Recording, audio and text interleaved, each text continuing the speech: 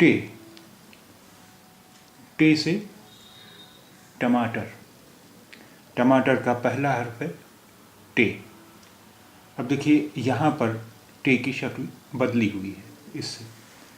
उसकी वजह यह है कि जब हम टे को दूसरे हुरूफ के साथ मिलाकर लिखते हैं तो टे की शक्ल बदल जाती है।